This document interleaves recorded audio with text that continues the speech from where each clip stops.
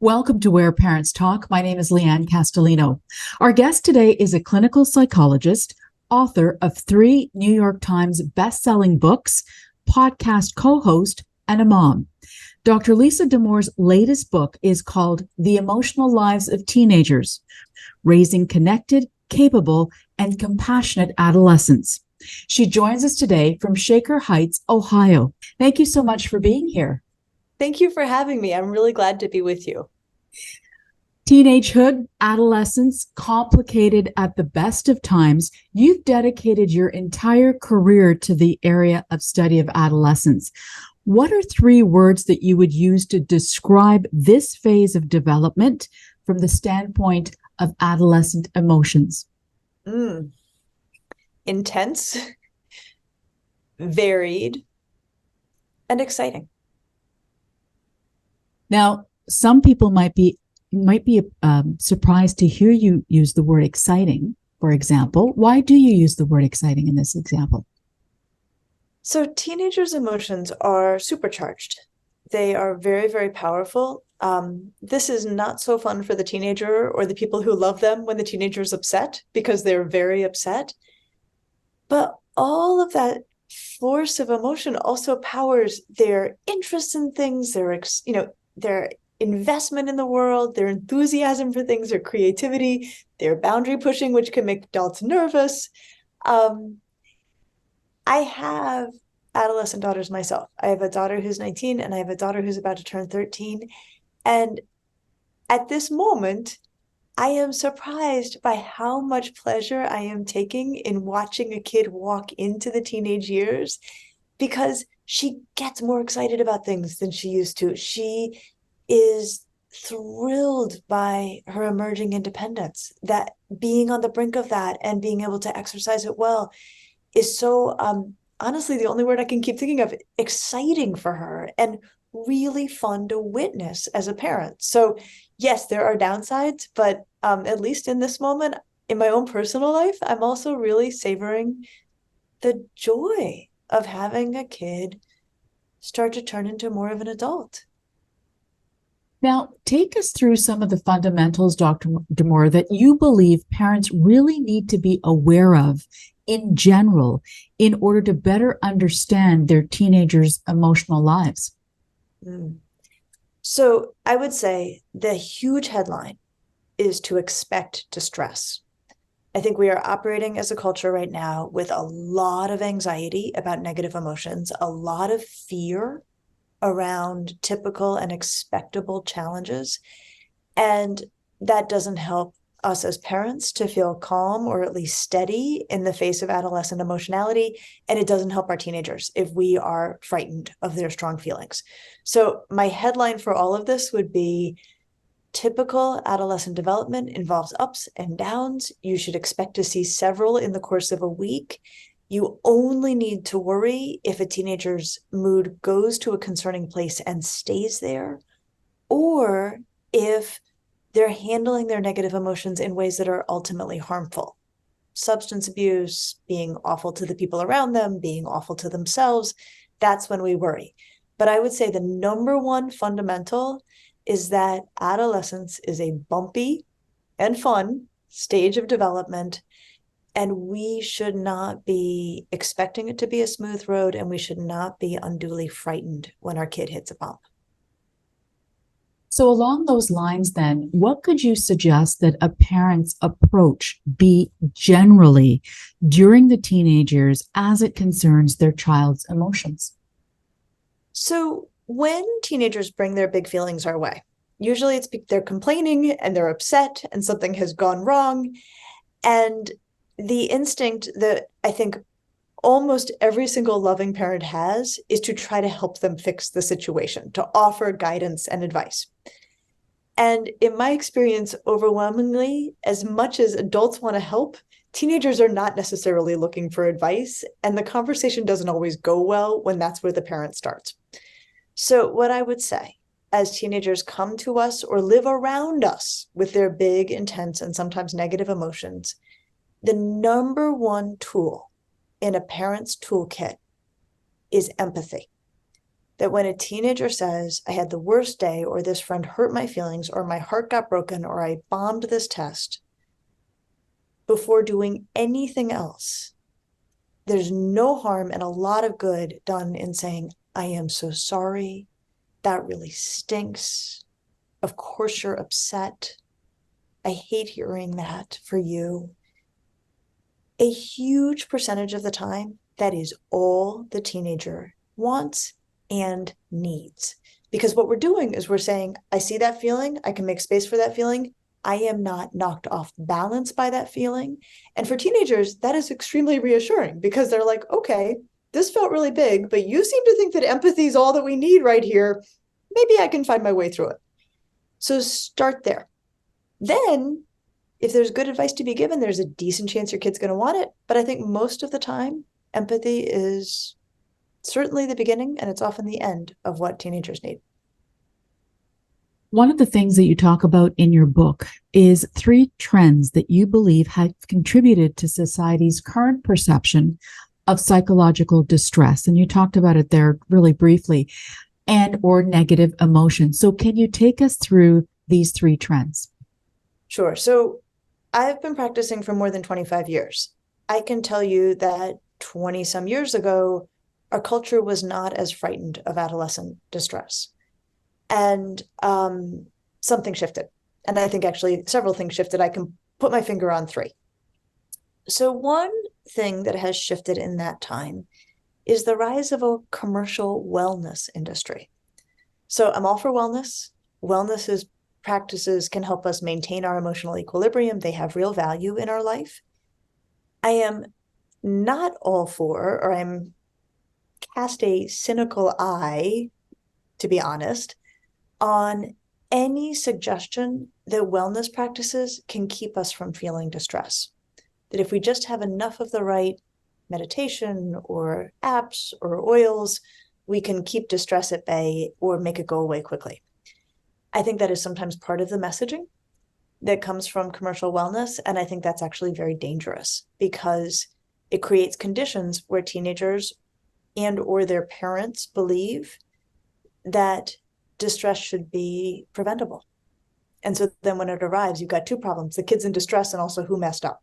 So it's not a great situation. So that's one. A second is we've seen a rise in the use of psychiatric medications over the last couple of decades. I will tell you overwhelmingly, this is probably a good thing. Psychiatric medications improve and in some situations actually save lives. So I am not by any means saying that medications themselves are the problem. They're also very, very highly prescribed, especially to adult populations. And so I think it's sort of opened the door to the possibility for some people that like, maybe we don't have to feel bad, right? Maybe there's a way to get rid of that feeling. And this is not how any ethical clinician prescribes these drugs or suggests that this could be true, but it's hard to look at how much more antidepressant and anti-anxiety medications circulate around us without wondering if it has made us wonder if maybe we don't have to feel sad or nervous. So that's a second reason. And then the third reason is teenagers actually do feel worse. So part of what I think is making parents anxious are headlines noting a rise in adolescent depression and anxiety, noting a rise in adolescent suicidality. There is no way to be a parent right now who reads any headlines and not feel more nervous. And so I think that these forces and probably others that I am not able to put my finger on have come together to create a condition where we have teenagers who are living in a very challenging time, going through a very challenging developmental stage, need the adults to be as steady as we possibly can be, and everybody's feeling more unsettled than they've ever been. You've alluded to the fact that we are in the midst of a global health crisis in terms of youth mental health. As a trained clinical psychologist, how do you go about defining mental health? This is so critical because how we as psychologists talk about it is not how the culture is talking about it. So right now, what circulates around us in terms of a definition that I see on social media, I see in headlines, I see everywhere, is There's often the equation of being mentally healthy. You know that you're mentally healthy if you feel good. If you feel good or calm or relaxed or at ease, that somehow is the measure of mental health. Those are all nice things. Those are not the measure of mental health. When psychologists are assessing mental health, there are two things we are interested in. Number one, do the feelings fit the circumstance? So negative feelings can be part of mental health, which is definitely not the measure that we're hearing right now. An example would be, if a teenager's best friend moves away, we expect to see sadness. It would be weird not to see sadness. So in that situation, a teenager being sad or upset or even angry is actually proof of the teenager's mental health, not actually grounds for concern. So number one, do the feelings fit the circumstance, even if they're negative? Number two, are they managed well? And this is really where the rubber hits the road. Are teenagers managing these emotions in a way that bring relief and does no harm? So the kid whose best friend moves away, we would expect to see crying. Crying actually soothes the central nervous system. It's really often good for you to cry. We would expect to see them maybe wanting to talk about their feelings about the friend moving away. Talking helps. We would expect problem solving. Problem solving is how we reduce negative emotions. We sometimes, if we can, solve the problem that caused them. So figuring out how to stay in touch with that friend. We'd expect to see some healthy distraction. Maybe they're like, enough with being upset. I'm going to go watch Grays. They do that for a little while. All of these are wonderful, absolutely wonderful. Comforting themselves, rolling around on the floor with the dog. That's all great. That's all actually the picture of mental health. A weeping teenager rolling around on the floor with a dog is the picture of mental health. This is as good as it gets. What we don't want to see, they're smoking a ton of weed.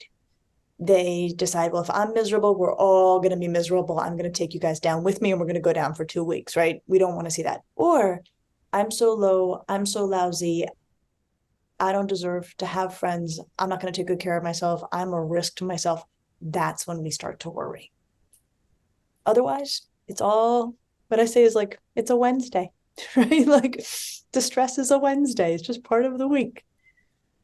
So, along those lines, then, Dr. Damour, what would you say to a parent who perhaps their approach has been helicopter parenting, or just like many of us, they just want the best for their children and perhaps haven't let them face adversity, haven't let them experience negative emotions and negative experiences? How would you, what could you offer to that parent to help themselves to stop that for the benefit of that child? Okay, so the first thing I would say is like, oh my gosh, I get it, right? As a mother myself, when one of my kids is in pain, it is the worst. It is the worst. And you would do anything to keep your kid from feeling pain. I am so understanding of that. And, if when my daughters have been sick, when they've had like a crummy cough or a cold, I've always thought like, oh, I would do anything that I would have the symptoms and you not have them because I would rather be sick than watch you be sick. We hate it. So I get it. Okay, so there's a couple ways that we can reinforce ourselves to not jump in. Number one, we really need to own that there are benefits to negative emotions in kids, and that is a really hard one. So let me lay down some of the benefits. Number one, again, proof of their mental health. They're having the right reaction. We expect to see distress, and it can be more worrisome if it's absent. If a kid has a huge test and they have not started studying, and they're not anxious, that's more concerning than a kid who is anxious, right? So sometimes it's just a good sign. It is growth giving. If a kid messes up, cheats, does something wrong, gets caught, gets in trouble, and they feel lousy, being allowed to feel that lousy feeling, sitting in that lousy feeling for a little while is the thing that's going to keep them from doing it again. We learn by feeling bad. And so there's value in that. There's also maturation, right? It's in that we grow. Like, I hated how that happened. I'm not going to do that again. I want to be a different version of myself that's not going to repeat that mistake. This is how I watch kids grow, is not in the good times, but in coming to terms with the bad times. And then the last is, it's where empathy comes from. I was just talking with a teenager who said she got dumped, and she said, it's only my friends who've had heartbreak who can really talk with me about this. And I'm like, that's right, isn't it? Because it's in going through something painful that we can really be like, oh yeah, I know what that's about. She's like, my other friends, they just give me advice. It doesn't make sense. So it builds empathy to actually walk through pain. So I think we have to hold on to that. The other thing I will say, and this is the big one, kids who can withstand distress enjoy freedom. It means they can walk into situations where they don't know how it's going to go. They can move to a city where they don't know anybody. They can go to college where there's going to be distress for sure. Knowing that one has within oneself the capacity to navigate painful emotions is actually the keys to freedom. Kids who are like, I can't actually manage distress, I can't do it on my own, they end up on these very, very narrow paths.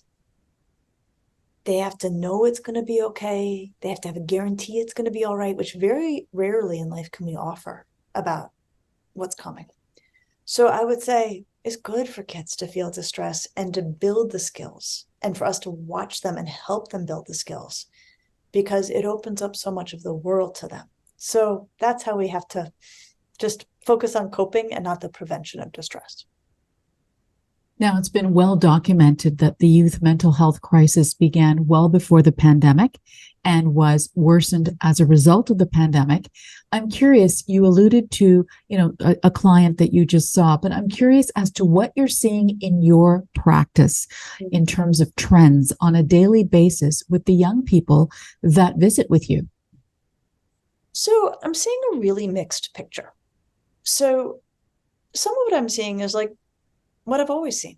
There are a lot of teenagers, they hated the pandemic, they got through it, they put it in their rearview mirror, and now they're back to the garden variety, unpleasant, but timeless challenges of being a teenager. Difficulties with their parents, difficulties at school, social difficulties, nothing new. Not fun, but nothing new. That's one end of things. At the other end, I am aware of, I don't have any in my practice right now, kids who were completely knocked off of their developmental trajectory by the pandemic. Kids who have stopped going to school, whose social life was T-boned by the damn pandemic and never recovered, who have developed tremendous anxiety and are fearful of leaving their home, like very rarely do it. So we're seeing much more of that. Kids who developed eating disorders in the pandemic. We saw this huge, huge surge in eating disorders in the pandemic. And eating disorders can be really, really sticky, and without proper treatment can last for a very long time. So we see there's some, it's percentage wise, thank goodness it's a minority, but there's that. And then there's just like post-pandemic stuff that's not great, that I'm hearing a lot about. Kids are having a hard time socially. They are not handling conflict well. I think I am very often reluctant to use this word. I think there's been a real resurgence of bullying. Kids can be real jerks right now when they're not in agreement with somebody. I'm hearing about more hate speech in teenagers, kids engaging in like flagrant misogyny, flagrant anti-Semitism, like really gross stuff that wasn't, it was certainly around before the pandemic, but I feel like it's in many ways much more mainstreamed than it's been. And what I will tell you educators are seeing is kids not being entirely sure about their place in the learning process or the role of the teacher. Like kids sort of struggling to know how to engage the work sometimes, know how to ask for help when they need it. So we're still seeing aftermath. Like there's no question. And it's both at a clinical level, and then also what we would just call a subclinical level, like not great, but not rising to the threshold of like, a crisis. So if you're a parent listening to or watching that description that you just provided of what you're seeing in your practice, what is the takeaway for parents there? What do you say to parents to not make them more anxious themselves, but also to empower them in their own roles, in role modeling, in, helping and supporting their kids? So number one thing I would say is I want parents to take really good care of themselves. Parents and caregivers also were so stressed by the pandemic, right? We went through so much, and it's very hard for kids to outfunction their parents. So if the parent is struggling, the number one job is for the parent to actually get the care and support they deserve, because they can't actually be the parent they want to be until they do. So that is, I think, critical. The other thing I will say, and this is why I love caring for kids and teenagers. Yes, we have been through a very hard time. Yes, we are still seeing an impact. Yes, of course, we're going to see an impact. You take kids out of school for 18 months, and if they went back and everything was exactly as it was, I think we'd have a lot of questions about why we had been requiring kids to go to school all this time, right? So I don't think there's benefit to hand-wringing about the fact that we are continuing to see a long tail from the pandemic. What I would say is set high expectations, provide a ton of support. Those two things together usually get kids where they need to go. The flip of it is do not lower expectations. Maybe adjust them a little, but eventually go back to what we have always asked of kids. What I am hearing from teachers is that kids are coming to school with very low distress tolerance, very low sense that they can do hard things. They can. We can provide extra support. A lot of kids deserve extra support right now, but I think lowering our expectations and keeping them there is not, in the end, going to be very helpful to kids. We mentioned at the outset that you have researched, studied extensively the topic of adolescence and certainly adolescent emotions. In the course of writing The Emotional Lives of Teenagers, anything strike you in particular in the research? And also, what has struck you the most about how the book has been received? So, you go in thinking you know what you're going to say. And then you start pulling up all the research papers. And I think if you're doing your job right, you change some of what you were going to say.